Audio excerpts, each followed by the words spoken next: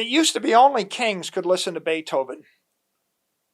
And then pretty soon you could listen to Beethoven on a phonograph record, and it got cheaper.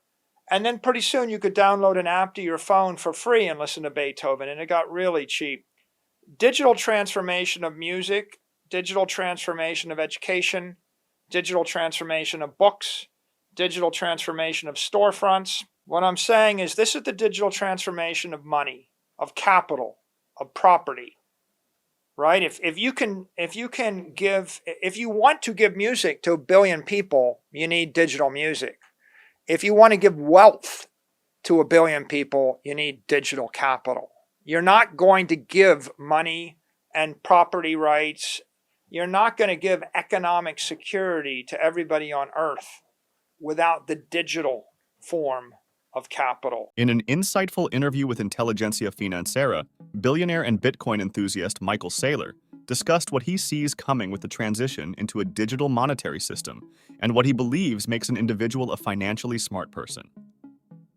Even with the approval of the ETF and many other corporations opening their perspective on Bitcoin, Saylor believes we are still early in the adoption process and it can take a generation. Saylor likened Bitcoin to electricity. Although our world cannot live without electricity, there was a time when the thought of electricity was not well received. According to Saylor, it took a generation for electricity to be universally accepted as a way of life. And now, it's the foundation of our society. Saylor believes by the next generation, Bitcoin will be so mainstream and universally accepted, it will be the foundation in our society, similar to Google, Facebook, and Amazon. Saylor also went on to explain what he believes makes an intelligent investor. Saylor highlighted some key concepts: inflation, understanding what money really is, understanding credit versus money, property, and risk. Saylor believes if you do not understand these concepts at a fundamental level, then you'll be poor no matter what you do. Let's listen to what Saylor has to say. I think you should think about a shock wave. When the plane is flying slower than the speed of sound, the air can communicate with air in front of it and behind it. The air gets out of the way and you have laminar flow and it's quiet. When the plane goes faster than the speed of sound, it's breaking this speed barrier and now the air can't get out of the way. There's a sonic boom and there's a lot of noise and turbulence. So when you go fast through the society, through the civilization, a lot of people get struck by a new idea they're not ready for. And it's scary and it's confusing. And so, in my experience, the best investments, Apple, Amazon, Facebook, Google, they're investments everybody needs, nobody can stop, but nobody understands. And they're scary. Bitcoin is digital money. It's something everybody needs, nobody can stop, but a lot of people, most people don't understand. It's not any different than the first 5 years of electricity. You know, someone invents electricity and they come to you and they say, hey, I want you to put electricity in your house. And you say, well, my neighbor put it in his house and the house burned down. And the mayor says, we're going to pass a law making it illegal to wire your house with electricity so you don't burn down the building. And then someone says electricity is dangerous and it will kill us all and cause cancer. And then at some point they realize electricity it's complicated technology. But life is better with electricity in your house, and electricity in your kitchen, and electricity in your hospitals, and electricity in your offices. So that didn't happen in 5 years. It took 30 years. It took an entire generation. And that's what happens with new technology and paradigm shift. This is digital money.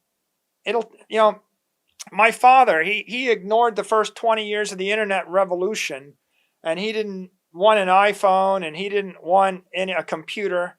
But then at some point, we got him a big screen television and we got him a handheld device where he could speak to YouTube and ask for anything he wanted to watch on TV.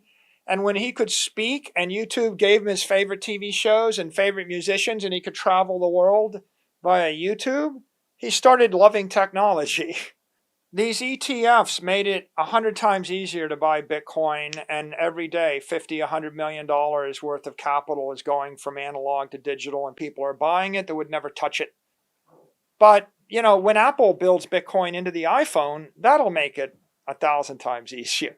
When Microsoft and App and Google build it into Android or Microsoft, it makes it easier. Yeah, it's all happening. Look at Cash App right now. Cash App has got 50 million or more users, and Cash App made it easy for millions and millions of people to buy and use Bitcoin. So you have lots and lots of companies, products, and services that are being built. My company, issues equity and debt. So we sold $1.4 billion of Bitcoin-backed convertible bonds in a week, 2 weeks. Okay, so $1.4 billion gets on the network in a matter of days. Why? Because it's a very special type of application. Is there one killer one? No, there's 10,000 applications. And it's a competitive market, and you're going to see more and more applications created. The thing that makes it possible, though, is it's an open protocol. It's an ethical protocol. It's a commodity. It's an asset without an issuer. That means you can start a company in Brazil that builds Bitcoin applications tomorrow. Someone can do it in Nigeria. Someone can do it in China. Someone can do it in any country. You don't have to ask anybody's permission. You can build a new Bitcoin wallet and fail. You can build a new Bitcoin thing and succeed. There's 100,000 different things going on. It's the market economy. And that's the nice thing about a permissionless open network. Most other assets, if it's physical world, like a building, you can't write a software application to manipulate a building 1,000,000 times a second. You can't do that, right? The law of physics says you don't get to do that.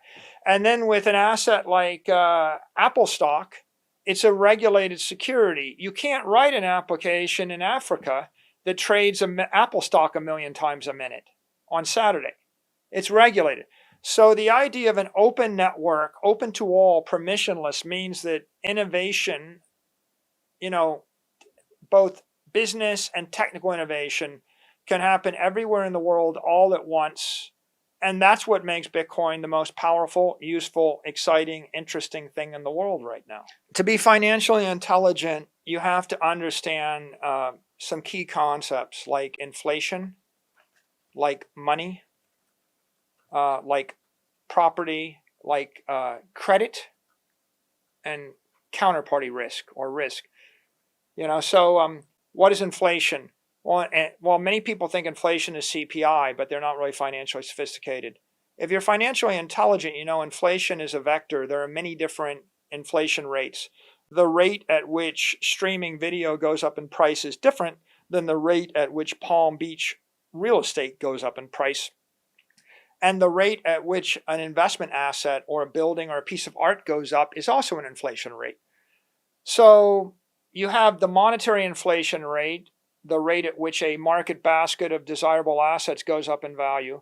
You have the PPI, the producer price index. You have the CPI. They're all manufactured synthetic variables. Once you understand that, you have to consider what's in the market basket to figure out whether the inflation rate is meaningful to you.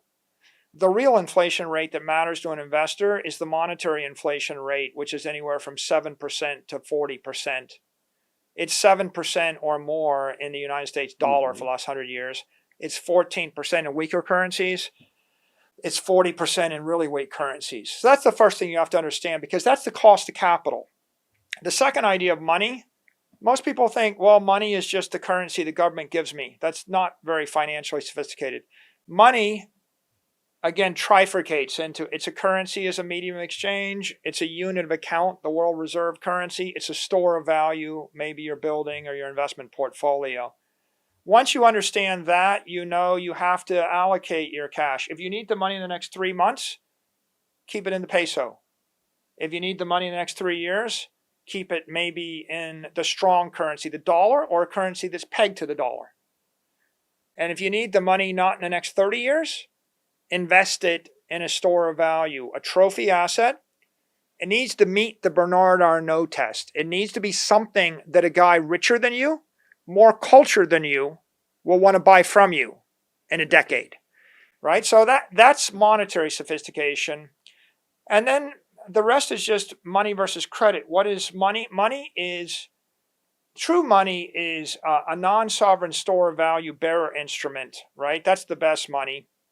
And that means I own it and no one, and I don't rely upon a government or corporation to make it valuable. Credit is an IOU. And so the question is, do you own money or do you own credit? JP Morgan said gold's money, everything else is credit. Bitcoin is money, but all of the derivatives that you can own are credit if you have to ask permission from the mayor, the corporation, the government to use the thing.